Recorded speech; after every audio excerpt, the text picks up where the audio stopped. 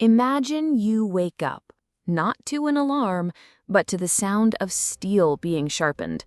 The morning light is just a sliver, cutting through a narrow window, and it catches your father's silhouette as he hones his dagger. In the corner, your mother is a hunched shape, her fingers flying over rosary beads, whispering prayers too quiet to hear. The air in the room is thick with smoke, fear, and everything left unsaid, because today is your wedding day, and you are 12 years old. This isn't a fairy tale. This is the brutal, transactional reality of marriage as it existed for most of human history. It was an arrangement where women were currency, children were political pawns, and love was a dangerous fantasy. So, if you've ever wondered what marriage was really like in medieval times, well, you're about to find out why you wouldn't have survived it.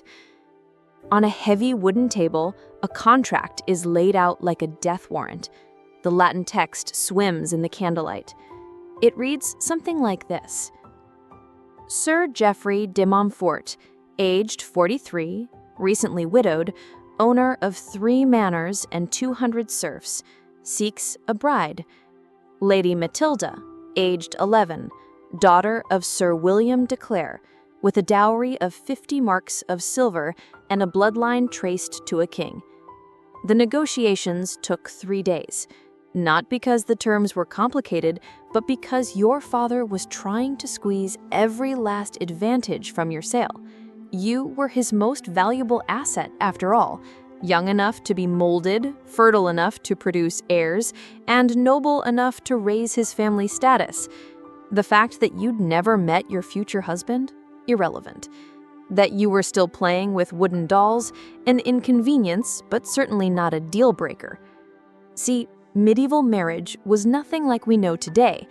It wasn't a choice between 2 people in love. It was a legal and economic merger between families, often negotiated while the bride was still a baby. The average age of marriage for a noble girl was between 12 and 14. For peasant girls, it might be a bit older, 16 or 18, but only because their families needed their labor for longer. Regardless of class, the reality was the same. Marriage was something that happened to women, not something they chose. As your mother fastens the buttons on your wedding dress, each one carved with your family's coat of arms, a swan pierced by an arrow, she whispers the advice she's carried for her entire life, advice she received on her own wedding day when she was just 13. Remember, she says, her voice barely audible, a wife must be like water. She takes the shape of whatever vessel contains her. To resist, that only brings pain. The wedding itself isn't the grand religious affair we imagine. The church's involvement is minimal, often just a quick blessing at the church door. The real point of the ceremony is public witness. You're led through the village streets like a sacrificial lamb. Everyone is gathered, not to celebrate, but to remember. In a world where most people can't read or write, public ceremony is the official record. These villagers are the living proof that this transaction is legally binding. The priest's Latin words wash over you, meaningless syllables sealing your fate. You aren't asked if you consent. Consent isn't a concept that applies to a child. Your father consents for you. Then, Sir Geoffrey steps forward to claim his prize. You've heard the whispers about his first wife, how she died in childbirth at 15, how she was often seen with bruises.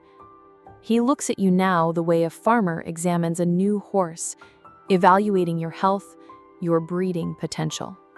The ring he slides onto your finger isn't gold, it's iron, hard, unyielding, and eternal.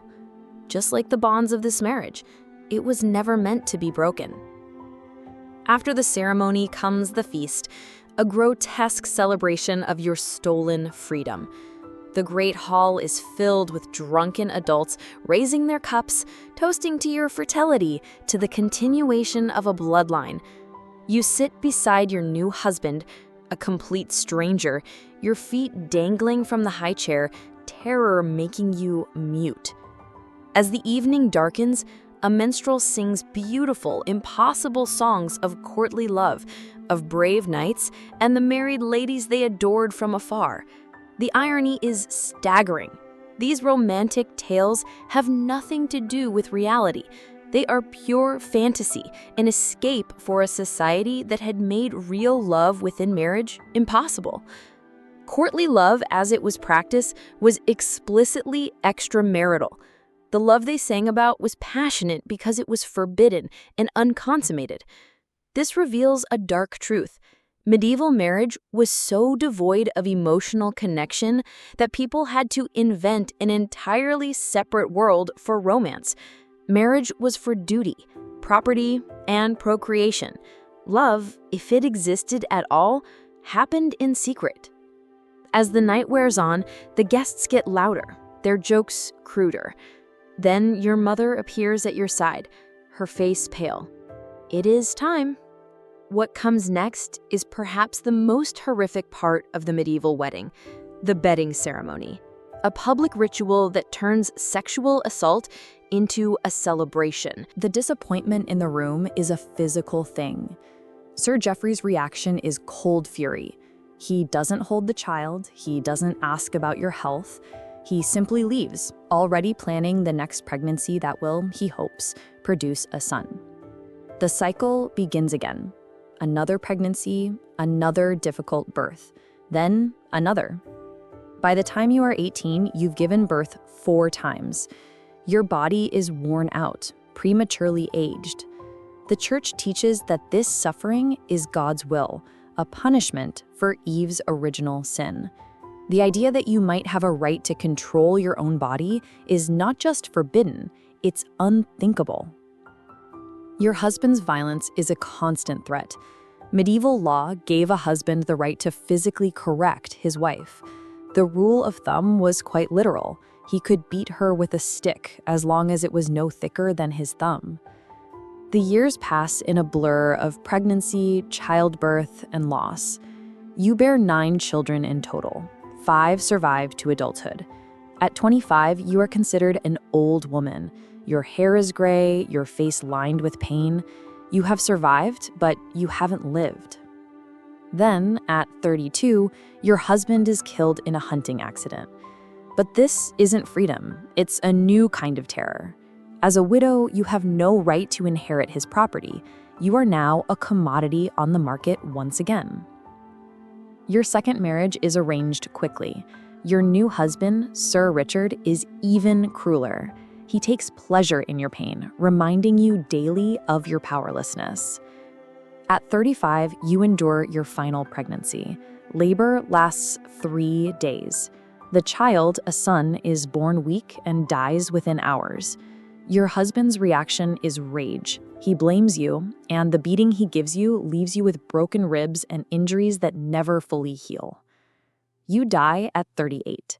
The official cause is a fever, but the real cause is a lifetime of abuse, the slow, systematic destruction of a human being by a system that saw you as an expendable resource. Your husband mourns for a week, then begins negotiations for his third wife, a 14-year-old girl. The cycle continues. This wasn't just a personal tragedy, it was a social machine. It was built on the economic foundation of women as property, justified by a religious ideology that taught female inferiority, and enforced by a legal system that gave women no recourse. Your story, like the stories of millions of medieval women, ends in a quiet death. Your pain was invisible, your dreams irrelevant, your life erased from history as completely as it was from the world. But in that invisibility lies a haunting truth about human resilience.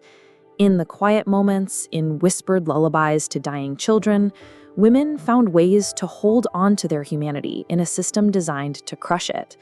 The question that haunts us across the centuries is not just how this could have happened, but how many of its echoes of economic dependence, of private violations, of blaming women still persist today. If you found this look into the hidden corners of history compelling, consider subscribing for more untold stories.